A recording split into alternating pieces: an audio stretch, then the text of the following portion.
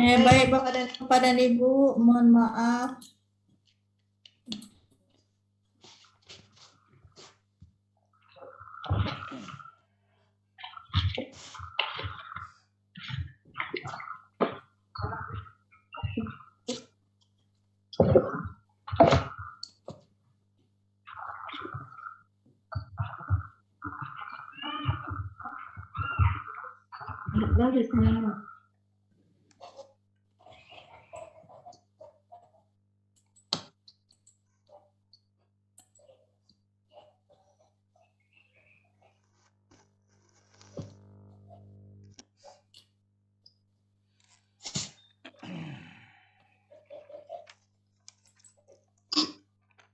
Bapak dan Ibu bisa melihat share screen-nya? Belum tampil, Bu. Oh, masuk. Sudah. Okay. Sudah masuk, Ibu. Baik, alhamdulillah. Ini mohon maaf gangguan jaringannya. Baik, bahasan kita di KB1 itu berkenaan dengan perkembangan fisik dan psikomotorik peserta didik. Nah, ini sangat nampak sekali terkait dengan perkembangan ini pada usia-usia SD, pada usia TK, dan pendidikan dasar pada anak didik Bapak saat sekarang ini.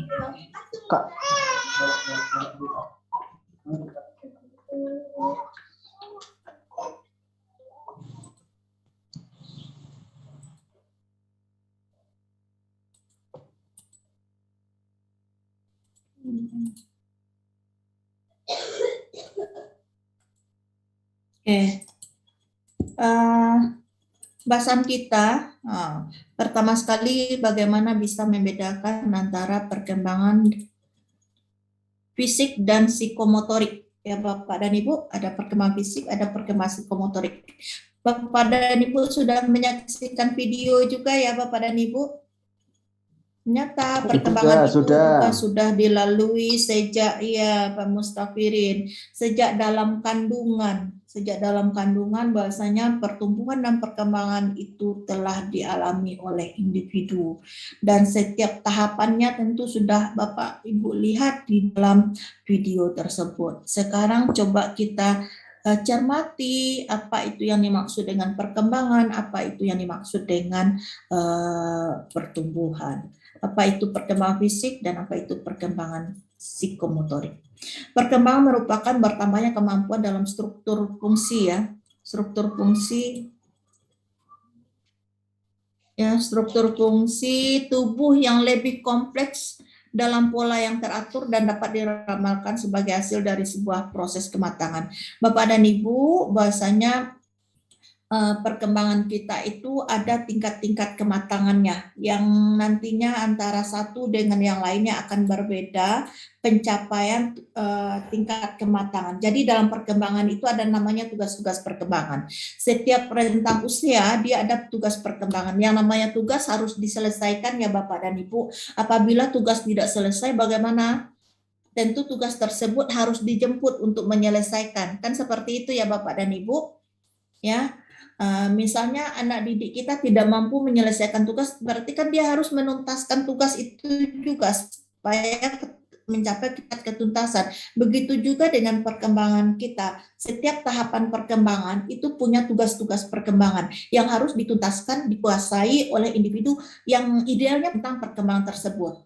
Apabila tidak tuntas tugas perkembangan tersebut, dia berlanjut terus, usianya terus berlanjut, tapi tugas perkembangan tidak tuntas, maka individu tersebut akan menjemput tugas perkembangan tersebut. Maka jadilah misalnya anak remaja ketika dia pada usia remajanya tidak tuntas tugas perkembangannya, kemudian di usia dewasa ketika udah memasuki dunia perguruan tinggi, dia kembali seperti berperilaku seperti remaja, misalnya huru sana, huru sini, pergi ke sana, pergi ke sini, kemudian bergenggeng dan segala macamnya. Artinya ada suatu tugas yang tidak tuntas pada usia tersebut dijemput kembali pada usia yang lain. Seperti itu istilah. Istilah dalam psikologi namanya regresi, mengalami kemunduran atau menjemput kembali tugas-tugas yang tidak selesai. Seperti anak didik kita yang udah sampai di sekolah terus tugasnya ketinggalan, kan Bapak Ibu suruh jemput kembali. Ketika menjemput itu berarti dia akan mengalami ketinggalan kepada tugas saat orang lain belajar di kelas, dia akan mengalami ketertinggalan. Nah, inilah yang namanya tugas perkembangan yang harus dikuasai dan dituntaskan pada setiap tahapan perkembangan. Dan bagaimana misalnya anak usia 1 tahun itu kan idealnya sudah bisa berjalan tatah kan seperti itu ya Bapak dan Ibu. Ada yang masih punya bayi sekarang? Nah, kemudian pada usia 8 bulan misalnya, 8 bulan Bapak Ibu pengen sekali melihat anaknya pandai berjalan.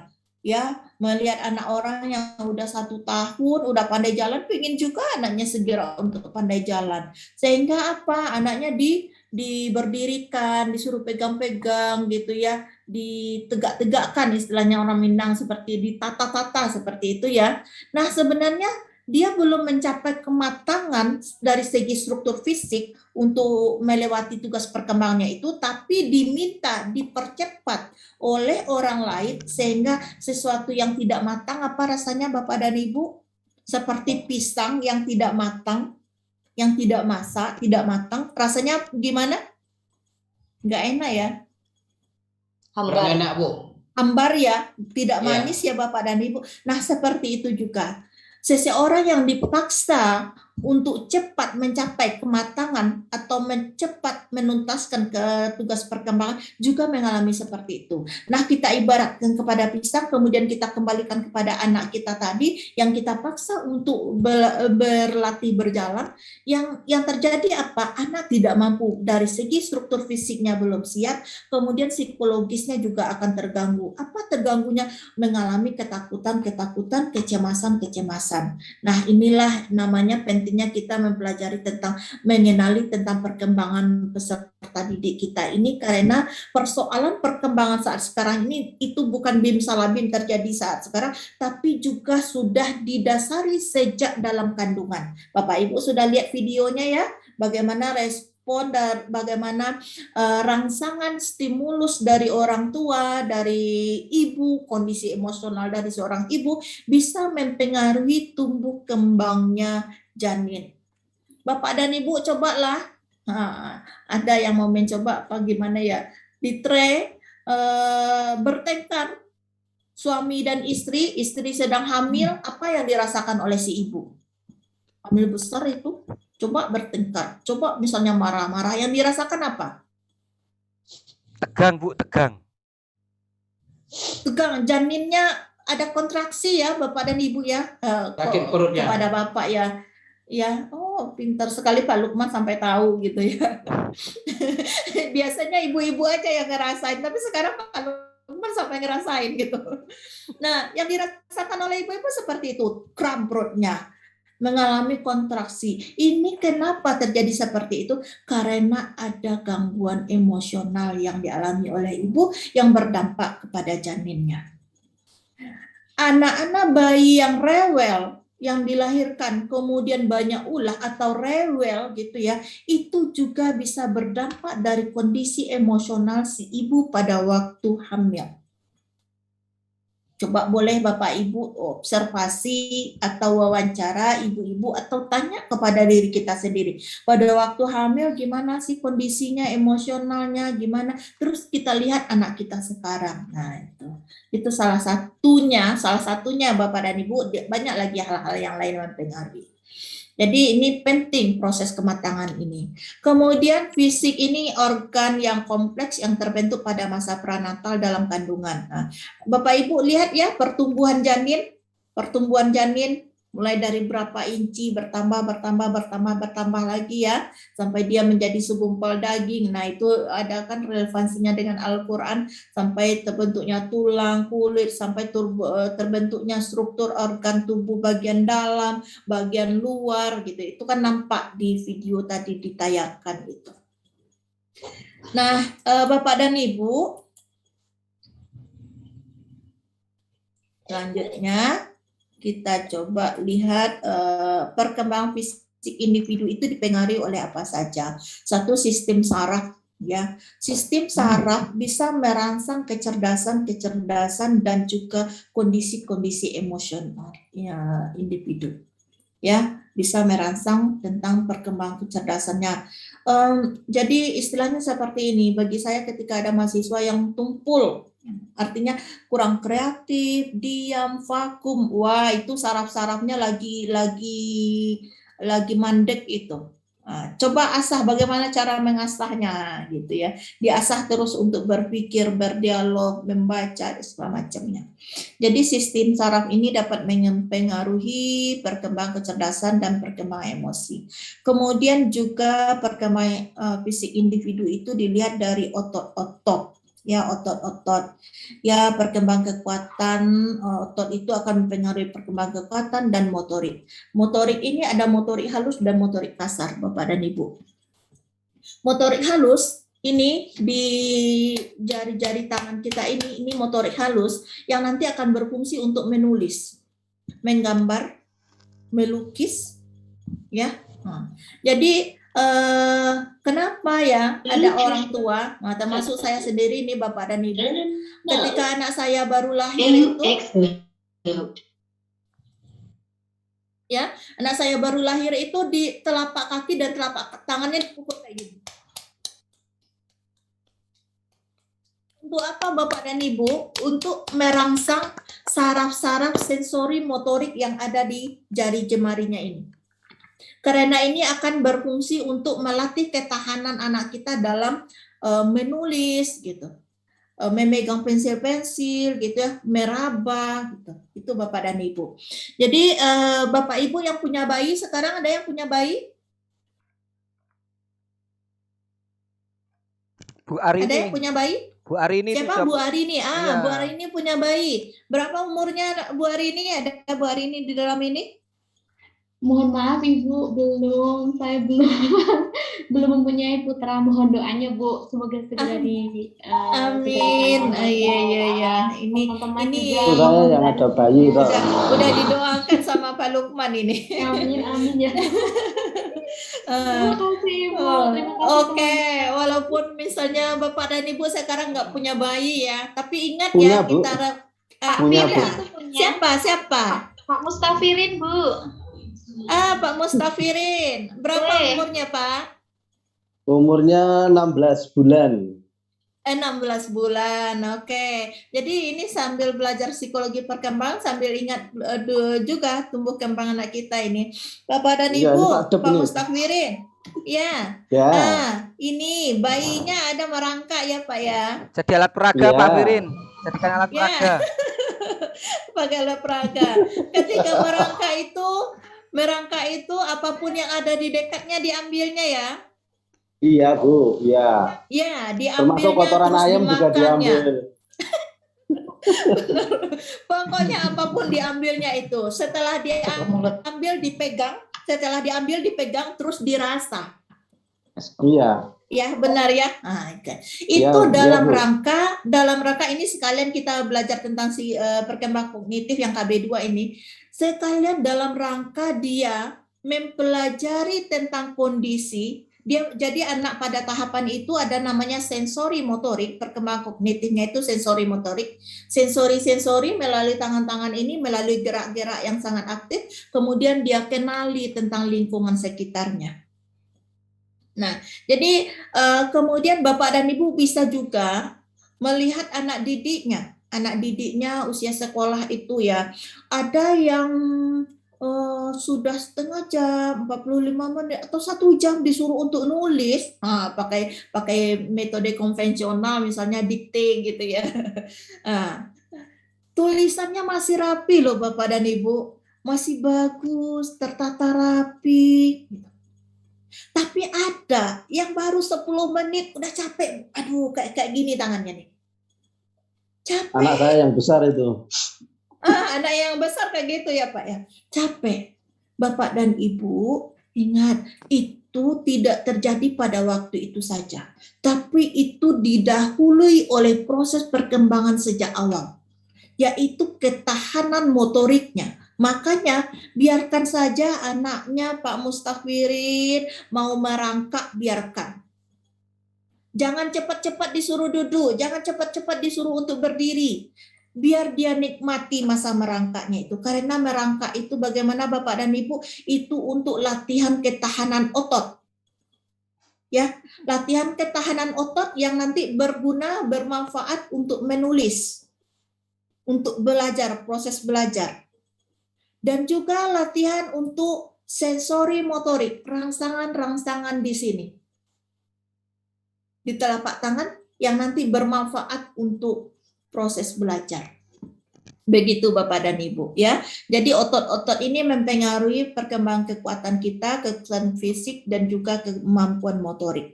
Kemudian yang berikutnya perkembangan fisik itu pada individu pada kelenjar endokrin nanti yang akan mempengaruhi terutama ini sangat nampak sekali pada anak-anak yang usia remaja. Sudah suka lawan jenis ya. Sudah ada rasa suka-suka sama lawan jenis. Ini udah berkembang ini kelenjar endokrinnya gitu. Kemudian juga struktur fisik ya, perkembangan individu, berat badan, tinggi badan. Jadi Bapak dan Ibu ketika berbicara mengenai perkembangan ya, perkembangan fisik, nanti ada berat badan, tinggi badan. Nanti ada namanya perkembangan, ada pertumbuhan Bapak dan Ibu. Kalau perkembangan itu sifatnya kualitatif, kalau pertumbuhan itu sifatnya kuantitatif. Kalau kuantitatif bisa diukur ya, berat badan, tinggi badan. Jari kelingking kita ini aja waktu bayi kan nggak sebesar ini. Nah ini ada semacam pertumbuhan. Oke, itu tentang perkembangan fisik. Kemudian ada perkembangan psikomotorik yang sempat kita silau tadi ya. Perkembangan mengontrol gerakan-gerakan tubuh melalui kegiatan-kegiatan yang terkoordinasi antara saraf-saraf dengan otot-otot. Ya, jadi ada perkembangan psikomotorik ini, ada psikomotorik halus, ada psikomotorik kasar. Ada psikomotorik halus nanti yang melukis, meronce. Pak Zainuddin hadir, Pak Zainuddin. Menempel, apa lagi ya, karya kolase, montase. Itu motorik halus semuanya itu. Kalau motorik kasar gimana Bapak dan Ibu? Itu yang nendang bola itu. Motorik kasar itu. Berlari. Melompat, berlari, memanjat, ya. Main bola. Ya. Itu motorik kasar itu Bapak dan Ibu. Jadi kalau mau masuk TK kan ada misalnya garis lurus disuruh berjalan ya. Apakah dia sudah bisa terkoordinasi mata gerakannya dengan baik. Nah ini nih motoriknya. Jadi di SD sangat merupakan masa pertumbuhan yang sangat pesat, maka ini mesti tumbuh kembang. Selanjutnya, karakteristik perkembangan fisik dan psikomotorik, terdapat perbedaan antara gambaran perubahan fisik laki-laki dan perempuan. Benar nggak Bapak dan Ibu? Ya, benar nggak? Benar, Bu. Ya, ada perbedaan ya, perubahan fisik dari laki-laki dan perempuan ini. Ada Bu. Ada. Bentuk tubuh, tinggi, kekuatan otot, pasti berbeda itu ya. Angkat meja kalau Pak Alhamudin sekali dorong saja udah terangkat. Coba Bu Arini itu mesti gotong royong sama Bu Nini, sama Bu Parsumi baru bisa ngangkat. Kalau Pak Alhamudin, tring gitu kan udah sendiri saya. Bu Parsumi sendiri bisa. juga bisa itu. Bu Parsumi tenaga laki-laki yuk Bu. Wow, ini membantah teori Bu Parsumi ya. Teorinya nggak seperti itu, tapi dia punya kekuatan otot yang luar biasa ini. Punya ilmu laduni Bu itu Bu. Oke. Terbiasa Bu, udah dari kecil. Ketahanan fisiknya jadi terlatih ya Bu ya. Sumi punya ilmu laduni Bu. Oke. Asli gunung, jadi terbiasa hidup kasar Bu. Hidup saya keras Bu. Sekarang ini dalam memperjuangkan hidup halus ya. Mau jadi makhluk halus jadinya gitu. Oke, selanjutnya karakteristik perkembangan fisik peserta didik berdasarkan rentang usia. Ini 0 sampai 5 tahun, yang punya bayi, yang punya anak langsung lihat. Nah, nampak langsung objeknya di sana ya. Koordinasi gerak dan keseimbangan berkembang dengan baik, bisa melakukan gerakan motorik kasar dan halus. Nampak terjadi perubahan yang sangat mendasar pada kaki, tangan.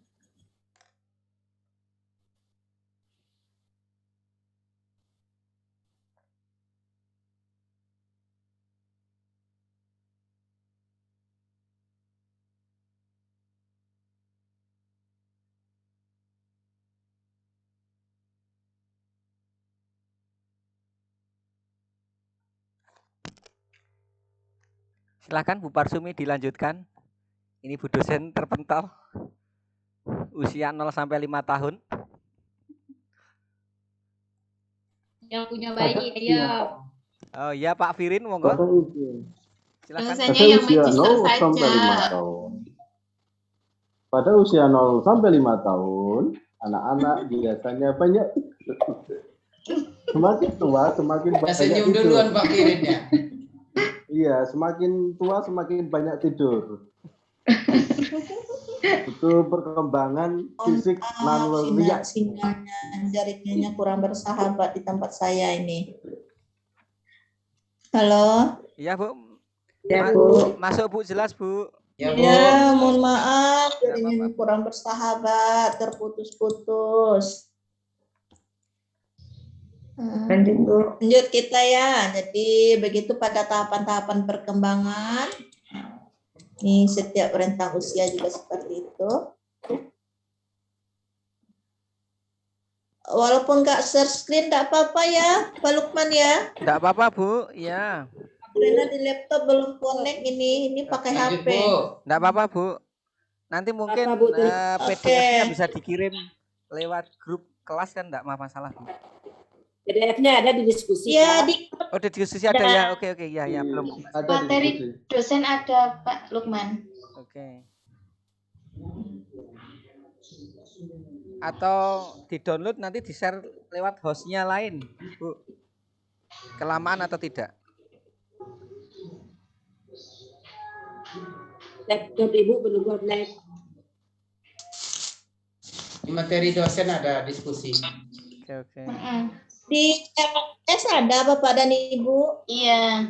Sudah saya download Pak dengan Bu. Ya, jadi sebenarnya ini hanya pendalaman saja. Di LMS juga sudah ada, saya kirim, saya upload ya, Bapak Ibu bisa juga ambil dari sana nanti. Ya, mohon maaf kita percepat saja ya Bapak dan Ibu. Jadi tiap-tiap tahapan ini bisa dilihat nanti karakteristiknya, setiap rentang usia. Oke. Nah, faktor yang mempengaruhi perkembangan fisik, satu keluarga ya Bapak dan Ibu, itu yang utama. Kemudian gizi, fisik ya. Kemudian orang-orang yang banyak mengalami gangguan emosional bisa juga mempengaruhi kepada perkembangan fisiknya. Fisiknya menjadi murung, menjadi kurang sehat gitu ya. Kemudian tadi jenis kelamin juga, bagaimana yang kita bahas yang tadi, jenis kelamin bahasanya dia juga mempengaruhi kepada tumbuh kembang individu. Ada perbedaan antara laki-laki dan perempuan. Kemudian faktor kesehatan, ya. Kemudian bentuk tubuh, ya, bentuk tubuh ada banyaknya, ada endomorf, mesomorf. Kalau udah bertambah usia, udah semakin berbeda bentuk tubuhnya. Kemudian pertumbuhan dan perkembangan sistem saraf, pertumbuhan otot, kelenjar endokrin, dan struktur jasmani. Struktur jasmani tinggi, rendah, kecil, gitu ya. Nah, itu yang mempengaruhi.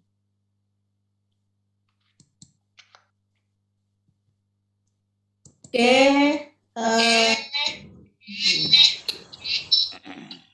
Ini hidup dua-dua dekat-dekat.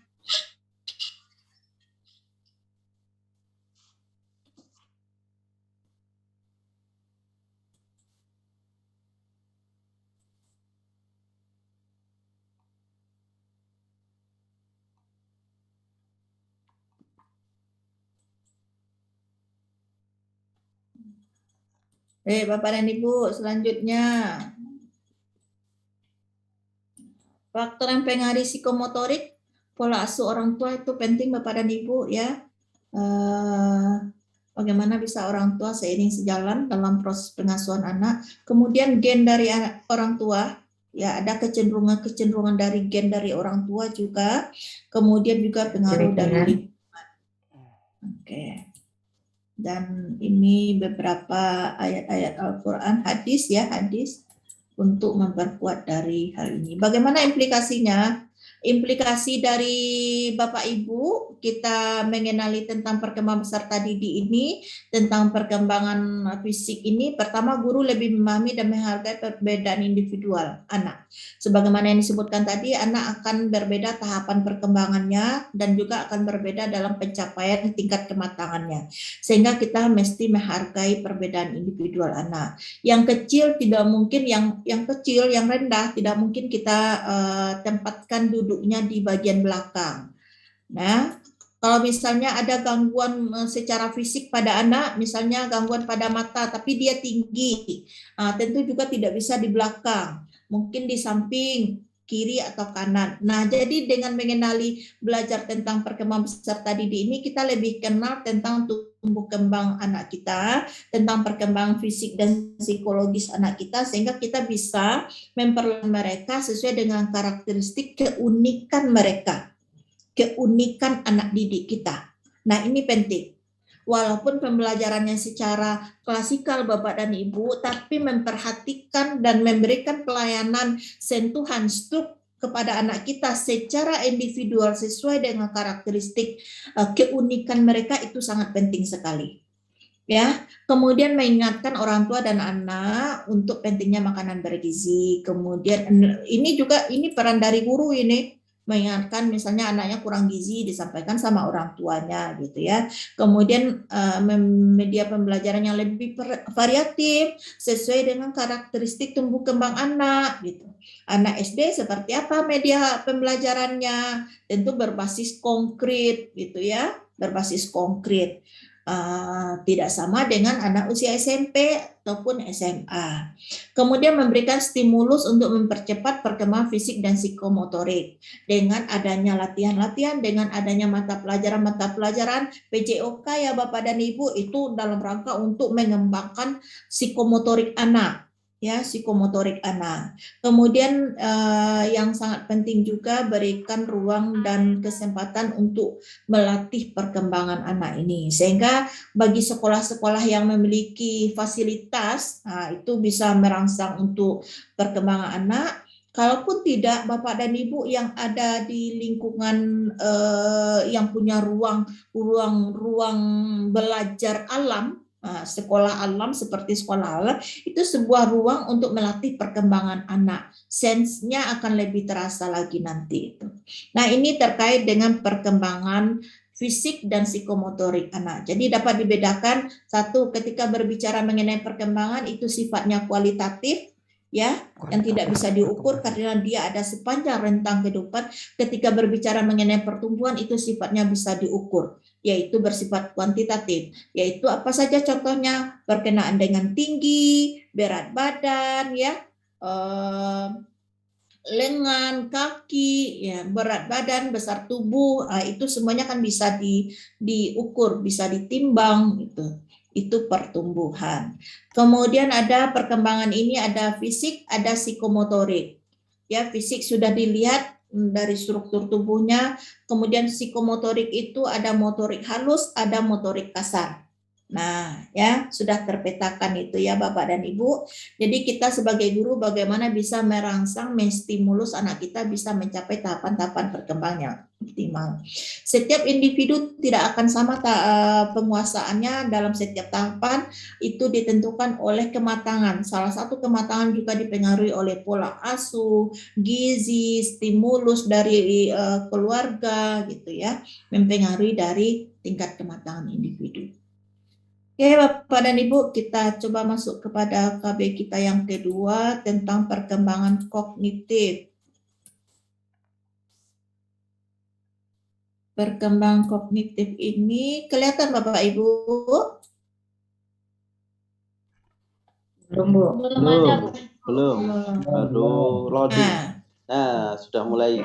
Udah, Bu. oke, Sudah perkembangan kelihatan. kognitif ya Bapak dan Ibu. Kalau perkembangan kognitif pasti perkembangan kemampuan berpikir yang teringat oleh Bapak dan Ibu ya. Tadi saya juga udah lihat Bapak dan Ibu sudah menyaksikan teorinya Piaget gitu melalui video ya. Ya, Bapak dan Ibu sudah terlihat di sana tahapan perkembangan kognitif individu ya Ya, Bu. melalui Iya. teorinya Piaget Iya, itu Bu. ya. Iya. Nah, oke, sudah terlihat di sana tahapan perkembangan individu.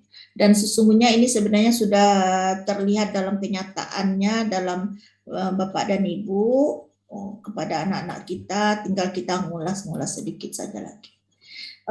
Perkembangan kognitif ini berkembangnya semua aktivitas mental yang berhubungan dengan persepsi, pikiran, ingatan, dan proses pengolahan informasi ya, yang memungkinkan seseorang untuk memperoleh pengetahuan, kemudian problem solving, dan memiliki kemampuan untuk merencanakan masa depan yang lebih baik. Oke, tahapan perkembangan menurut Piaget, ini sedikit sudah kita singgung tadi, 0 sampai 2 tahun itu sensori motorik ya, sensori motorik, kemudian 2 sampai 4 tahun itu praoperasional. Praoperasional itu usia-usia ini ya Bapak dan Ibu, usia TK. Ada yang punya anak TK? Pak Zainuddin hadir di sini? Pak Zainuddin mungkin udah lihat keseharian seperti ini. Nah, di dalam praoperasional ini ada suatu kondisi yang namanya dusta khayal Bapak dan Ibu. Dusta khayal itu seperti Mama, saya kemarin pergi ke taman mini loh, Ma. Sama siapa? Sama kakak-kakak yang mana? Itu kakak-kakak dekat rumah. Terus di taman mini lihat apa saja? Ada rumah, ada mainan, ada macam-macam gitu ya, diceritain mana gitu. Nah, sebenarnya dia sendiri nggak pernah pergi ke sana, tapi dia lihatnya di televisi. Tapi dia cerita seolah-olah dia pergi ke sana.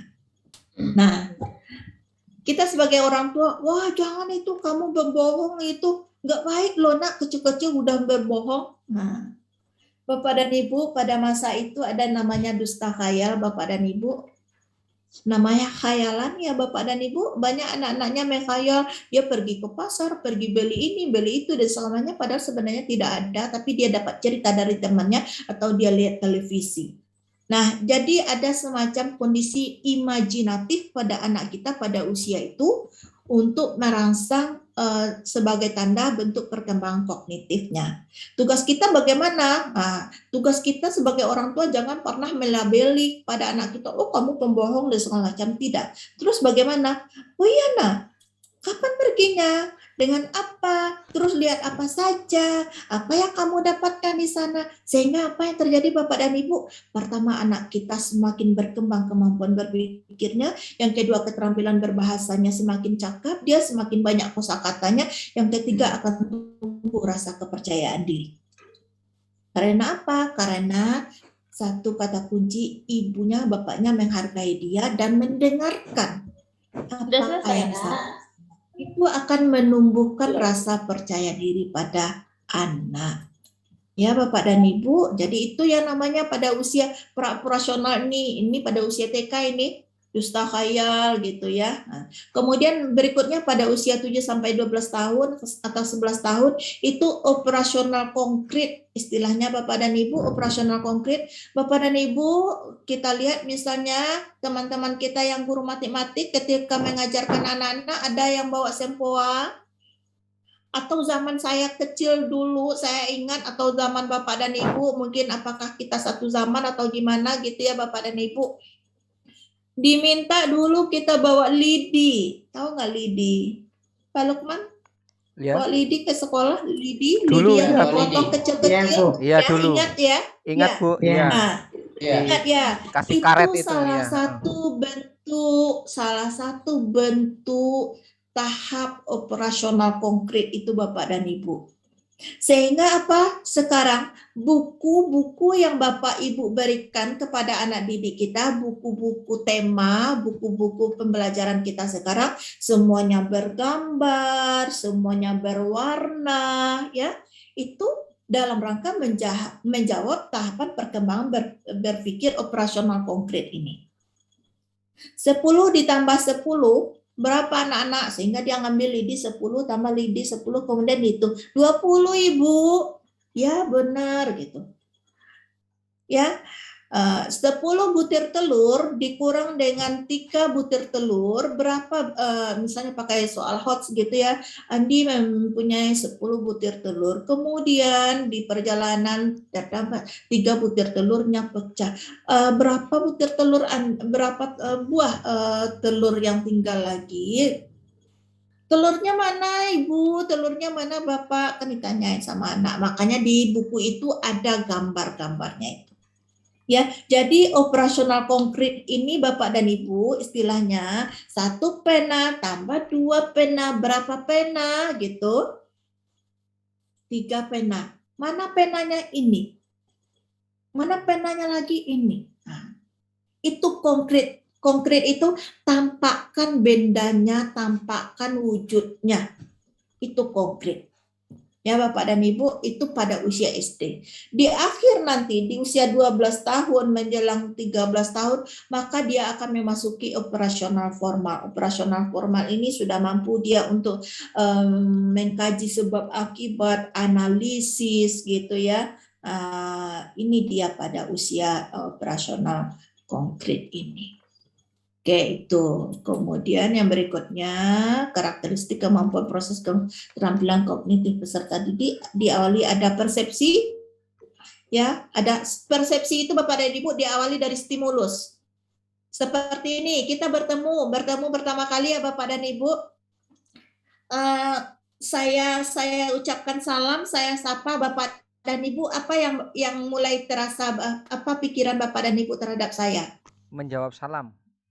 Ya, menjawab salam gitu ya. Itu kan terkait dengan aktivitas. Tapi terkait dengan sayanya sendiri gimana? Atau misalnya saya diam menjadi dalam perhatikan itu. Terus bagaimana pikiran Bapak dan Ibu? Bingung. Iya. Bingung satu. Terus yang kedua? Bingung. Nanya ibunya gimana? Ada apa? Ibunya gimana nih? Ibunya cemberut aja gitu. Ibunya kok ketus gitu ya. Ibunya kok pendiam gitu. Jadi menimbulkan pertanyaan, Bu. Jadi menimbulkan banyak pertanyaan. Itu diawali dari sebuah stimulus.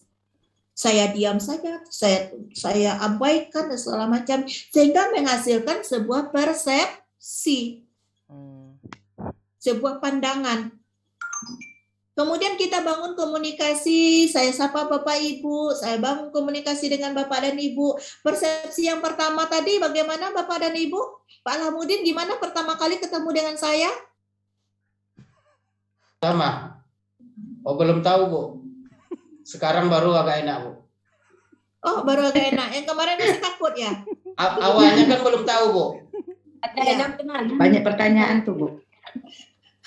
Banyak pertanyaan. Masih teka-teki ya, Bu. Sekarang mulai oke. Nanti semakin hari akan muncul nanti sebuah persepsi. Ibu ini begini, Bapak ini begini. Kan seperti itu ya Bapak dan Ibu ya. Diawali Iya, Bu. dari stimulus, adanya rangsangan. Berawal dari panca indera. Ya. Kita kenal dengan orang itu, kan kita lihat dulu, kita amati dulu. Nanti dari proses itu ada proses berpikir di kognitif kita, sehingga nanti menimbulkan sebuah konsep atau sebuah persepsi. Nah itu Bapak dan Ibu. Oke, tahap-tahapnya terjadi persepsi, mulai ada stimulus ya, rangsangan, kemudian ada proses di pikiran kita, ada proses seleksi, kan banyak itu. Kan tadi ya, saya tanya sama Bapak dan Ibu bagaimana, Pak Lukman begini, Pak Lamudin begini, Bu Anissa begini, Bu Arini begini ya, Bu Nini begini katanya. Kan banyak itu. Banyak ya persepsi banyak ya tanggapan Bapak dan Ibu terhadap saya di awal pertemuan itu. Nah, nanti setelah itu Bapak Ibu mulai memilih yang mana yang benar, yang mana yang tidak benar. Itulah yang namanya proses seleksi itu. Ya, dari semua informasi yang masuk diseleksi. Kemudian nanti dari itu baru setiap tahapan perubahan stimulus yang diterima ditanggapi oleh lingkungan melalui proses kognitif ya, kondisi yang dipengaruhi oleh ini pengalaman Bapak dan Ibu. kita baru mencoba untuk pengalaman. Kita mencoba untuk mengikat kebersamaan melalui beragam pengalaman. Kemarin enak. Oh iya jam 2. Sebelumnya ada jedanya gitu ya jam 4. Aduh udah pulang sore. Sekarang alhamdulillah jam 2 bisa cepat. Sekarang kesorean lagi. Enak aja sama ibu itu ya, mutar-mutar aja waktunya ya, nggak mikir kita. Kan bisa jadi muncul seperti itu gitu kan. Ya udah sore ini gitu kan. Harusnya kan jam istirahat gitu ya. Akan muncul ya berbagai macam beragam hasil dari proses pengalaman-pengalaman yang kita hadirkan dari kebersamaan kita. Yang nanti di penghujung selesainya modul baru nanti tertarik sebuah kesimpulan, ternyata ibu itu begini, ternyata begini gitu ya. Jadi mahasiswa saya yang kemarin itu Bapak dan Ibu ya, dia memang takut sama ibu dosen kan seperti itu ya. Terus mungkin lihat wajah saya yang seriusan gini takut dia gitu ya. Tapi udah melewati proses ternyata enak. Gimana? Iya. Saya wajahnya seriusan. Gitu. Ternyata begitu jalin komunikasi sehingga persepsi di awal bisa jadi berubah. Ya, persepsi di awal berubah. Yang kedua, memori Bapak dan Ibu, sistem kognitif manusia yang punya fungsi. Jadi otak kita ini Bapak dan Ibu seperti sistem di komputer Bapak dan Ibu. Ya, Bapak dan Ibu, di kepala kita ini, memori yang ada di kepala kita ini ibaratnya adalah sebuah sistem komputer. Ketika datang informasi kepada kita, kemudian bisa kita serap dengan sebaik-baiknya informasi itu, kemudian kita simpan dengan sebaik-baiknya, maka informasi itu akan menetap lama pada diri kita. Tapi ada kalanya di dalam proses kita berkomunikasi ada barrier. Barrier itu hambatan. Misalnya Bu Anissa di luar sekarang, Zoom meetingnya di luar di halaman. Kita proses seperti ini nih. Putus jaringan. Atau suara motor keras. Gitu ya. Terputus jaringan. Atau terputus sampai informasinya. Sehingga itu yang namanya barrier. Sehingga ketika menyimpan di memori tidak bisa secara utuh. Makanya Bapak Ibu ketika ujian, atau anak kita lah ketika ujian, aduh perasaan ada baca gitu halaman berapa ya bukunya itu halamannya pokoknya di sebelah atas, tapi apa ya? Ingat nggak seperti itu? Terjadi nggak? Iya. Seperti itu. Terjadi. Ya, Bu. Iya, itu kenapa Bapak Ibu terjadi karena kita tidak men-save dengan baik di memori kita. Sama ketika kita di laptop kita searching. Ketika searching itu butuh waktu yang lama ya Bapak dan Ibu. Tapi kalau kita tahu foldernya kan kita langsung buka. Nah, seperti itu juga kita. Ketika mendapatkan informasi, disimpan dengan baik informasi itu, maka informasi itu akan masuk kepada bagian dalam. Long term memory, memori yang paling dalam. Sehingga kapanpun ditanya bisa dia di-recall kembali. Tapi ketika informasi itu hanya sepintas, kemudian kita tidak penuh dengan kesungguhan, konsentrasi, memperhatikan, maka informasi itu akan disimpan di short term memory. Sehingga contoh, anak Bapak dan Ibu, anak didiknya di sekolah, kalau disuruh hafalan ayat, kalau tujuannya untuk dapat nilai, besok akan ada setoran hafalan untuk pengambilan nilai. Nah, kata Ibu Hafsah ya Bu ya. Terus anaknya memang di rumah itu giat. Besoknya kan setoran sama Bu Hafsah, alhamdulillah lancar. Tapi karena niatnya hanya setoran sama Bu Hafsah, udah selesai, tidak tersimpan di memori paling lama, sehingga 1 minggu, 2 minggu, 3 minggu berikutnya ditanya, lupa ingat. Itu. Ya Bapak dan Ibu, jadi di memori kita ini menyimpan memori kita ini kita ibaratkan kepada sebuah memori di komputer. Ada pencatat indrawi, ada memori jangka pendek, hanya tersimpan 30 detik, ada memori jangka panjang yang tersimpan lama, permanen. Yang memori jangka panjang inilah yang disebut dengan long term memory, yang jangka pendek inilah yang disebut dengan short term memory. Bagaimana bisa mencapai long term memory? Ya seperti tadi, simpan memori itu, informasi itu dengan sebaik-baiknya, dengan dikunci rapat, ya. Sehingga jangan Bapak Ibu seperti orang tidak mau ke tahapan perkembangan berikutnya. Bapak Ibu itu betah di modul profesional sehingga ngirim tugas modul profesional gitu ya. Padahal sekarang sudah modul pedagogik gitu. Nah, jadi yang ini ya Bapak dan Ibu. Oke, yang berikutnya atensi ini perhatian ya. Bagaimana cara merespon. Dan atensi ini sudah mulai muncul pada masa bayi. Cilukba. Anak-anak bayi sudah mulai memperhatikan ini bapaknya, ini ibunya, ini kakeknya, ini neneknya, ini kakaknya, ini adiknya gitu ya. Di mana ada penyesuaian alat indera terhadap objek yang menjadi perhatiannya, ya ada penyesuaian sikap tubuh, ada dari segi otot tubuh untuk memusatkan energi, ada ini perhatian pada penyesuaian saraf pusat, ya, kemudian objek yang menjadi perhatian, gitu. Itu atensi perhatian. Keterampilan kognitif peserta didik, ada metakognitif Bapak dan Ibu. Nanti akan ketemu di ininya metakognitif merupakan suatu proses untuk menggugah rasa ingin tahu individu untuk merenungkan proses kognitifnya sendiri. Jadi kognitif meta di luar dia mencoba untuk mengasosiasi yang lebih luas, lebih tinggi, lebih luas, lebih dalam lagi. Ya, itu metakognitif.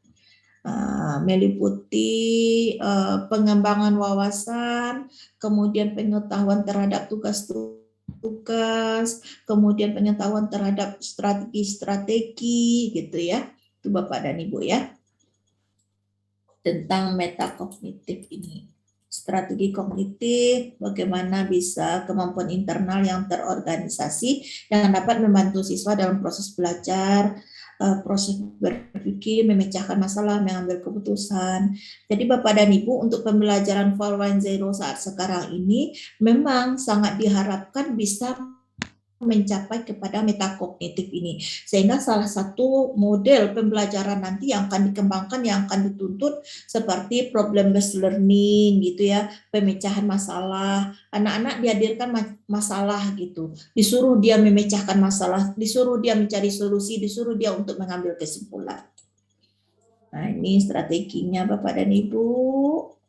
Ada gaya kognitif ya, mengingat, memecahkan masalah supaya bisa konsisten. Ada pemikiran kritis Bapak dan Ibu, ini juga dirangsang pada anak didik kita saat sekarang ini dengan berbasis HOTS ya, berbasis HOTS. Ya, pembelajaran yang berbasis HOTS gitu. Oke, ini langkah-langkah untuk pemikiran kritis, kemampuan menarik kesimpulan ya, menimbulkan sebuah asumsi atau perkiraan gitu. Kemudian membuat sebuah interpretasi, kemudian bagaimana dia bisa mampu untuk mengevaluasi. Nah, itu. Sepertinya udah azan di sana ya. Ini faktornya mempengaruhi, ada hereditas, ada faktor lingkungan, ada faktor kematangan. Oke, kita percepat keterbukaan, faktor minat dan bakat, faktor kebebasan. Nah, ini faktor pembelajaran. Oke, Bapak dan Ibu, demikian untuk pembahasan perkembangan fisik, psikomotorik, dan kognitif. Bapak dan Ibu, ini mengingat juga di beberapa tempat Bapak dan Ibu sudah azan juga. Kemudian sebelum kita tutup, Bapak dan Ibu, masih ada satu lagi untuk tahapannya, yaitu tes formatif. Tes formatif, Bapak dan Ibu, jam berapa bisa saya on-kan? Kalau di tempat saya 7:30 ini tempat Bapak dan Ibu udah azan maghrib ya. Jam berapa disepakati secara bersama baru jam itu kita on-kan semuanya. Setelah maghrib bagaimana teman-teman? Langsung? Tak bisa Jam 8. Jam 8-nya. 8. Jam 8. Oke. Jam 8, Bu. Jam 8 Baik, boleh. baik. Jangan jam Oke, 8. kita on-kan. Minta Habis tolong Pak maghrib Lukman saja, Bu. nanti dikasih kode sama saya takut kelupaan nanti Pak Lukman ya. Insya Allah jam 8 kita Kalau- on-kan. Kalau habis Sekarang maghrib Bapak Ibu. gimana, Bu? Jangan Nggak bisa. Atau gini, 8 lah, Pak. atau Kalau gini, maghrib dihidupkan sama Bu dosen sekarang, nanti jam 8 sudah ditutup gitu Bu dosen. Bagaimana? Waktunya ada batasannya Pak Lukman. Oh, ada batasan. Gimana? Bu, mungkin Ya. minta tambah waktu, Bu. Misalnya biarpun pengerjaannya 1 KB itu 10 menit, namun rentang waktunya bisa ditambah, Ya, Bu. itu. Misalnya entah berapa jam atau setengah jam. Jadi kalau sudah masuk memang waktunya tetap ikut arah itu, Bu. Iya, Pak Lahmudin tanpa diminta sudah saya kasih. Kasih, Bu. Sudah dikasih. Coba waktu kemarin itu ada saya cek ada 10 menit sekian, ada 12 menit gitu. Udah melewati dari waktu yang ditetapkan sebenarnya itu. Tanpa diminta udah saya kasih itu, Bapak. Cuma saya kan kemarin makanya saya respon di grup kan, saya lihat masih sekian yang mengisi, berarti beberapa orang belum. Makanya kan saya tambah itu waktunya. Nah itu. Ya, ada beberapa orang yang belum, makanya saya cek di LMS baru sekian yang ngisi baru. Makanya saya tambah lagi waktunya gitu. Oke, jadi gimana Pak Ketua kesepakatan? Jam 8. jam Jam 8. 8. Oke, baik. Baik. Malam Jumat. Ya, silakan. Bu, Aduh. jam 8 terlalu malam, Bu. Ada ritual. Jam 8 ada ritual. Ada agenda yang lain, Ibu, kalau malam itu.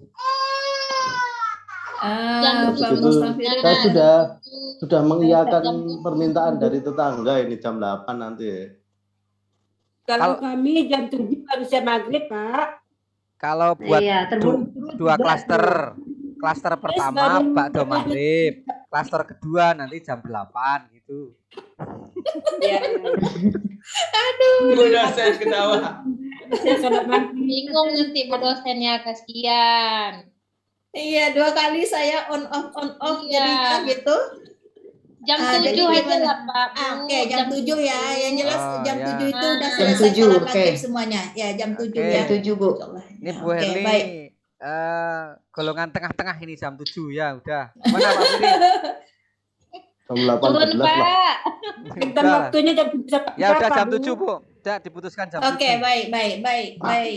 Bapak dan Ibu, baik. Selamat istirahat terlebih dahulu. Selamat sholat maghrib ya. Insya Allah jam 7 kita masuk di LMS untuk tes Capek ya. formatif. Bapak dan Ibu yang belum masuk di diskusi silakan dilengkapi ya. Ya, Oke, Bu. baik demikianlah pertemuan kita sekarang. Mohon maaf atas keterbatasannya. Kita tutup dengan bacakan Alhamdulillahirabbil alamin. Alhamdulillahirrahmanirrahim. Kita tutup. Assalamualaikum warahmatullahi wabarakatuh. Waalaikumsalam warahmatullahi wabarakatuh. Halo Pak Zainuddin, alhamdulillah kelihatan sehat ya. Oke, izin langsung nutup. Ya. Ya, Bu.